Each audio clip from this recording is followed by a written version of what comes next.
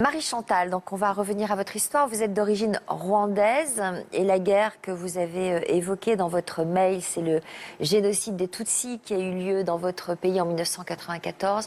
800 000 personnes ont été massacrées par des Hutus et des milliers d'autres ont dû fuir leur pays. C'est ce qui est arrivé à votre famille. À quel âge avez-vous dû quitter le Rwanda? J'allais vers mes 10 ans quand on est parti du Rwanda. 2 ans? Vers mes 10 ans. 10 ans? Oui. Oui. Est-ce que vous avez assisté à des horreurs, à des massacres Bien sous sûr. vos yeux? Bien sûr. Ouais. Des voisins. Et des corps par-ci, par-là. Vous êtes parti avec qui? Donc, je suis partie du Rwanda avec ma grand-mère qui m'élevait déjà depuis l'âge de 3 mois. Donc on est parti du Rwanda et... Vous avez dû traverser une partie de l'Afrique à pied? Oui. Pour fuir cette guerre?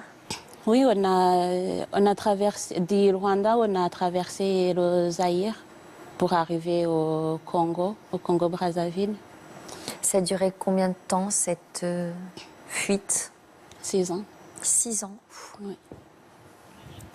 Vous avez marché pendant 6 ans?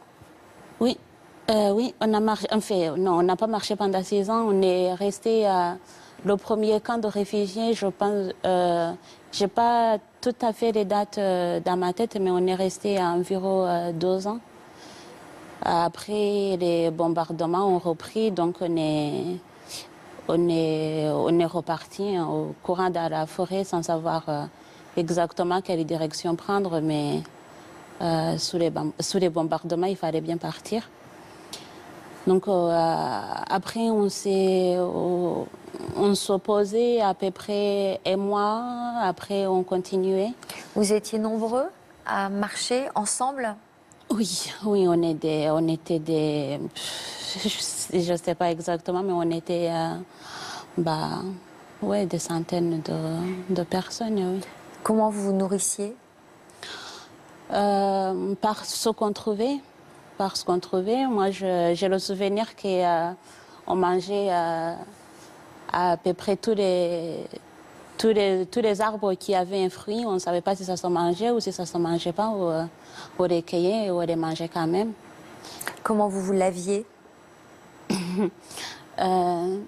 Tout dépend de l'endroit où on se trouvait. Si on était dans un cas de réfugiés, c'était plutôt bien organisé. Il y avait le HCR qui venait du coup sur place. On était à peu près soignés. On avait à peu près ce qu'il y fallait. Mais quand on était sur la route, je sais qu'il nous est arrivé de rester parfois plus de 2 mois sans prendre une douche.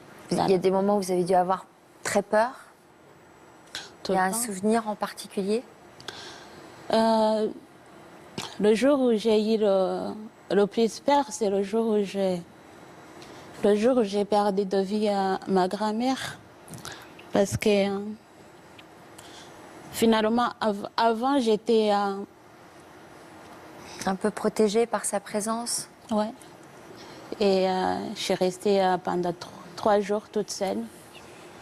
Et par chance, par la suite, j'ai retrouvé une de mes tantes qui était dans ce camp de réfugiés aussi. Et après, on a fait le chemin ensemble.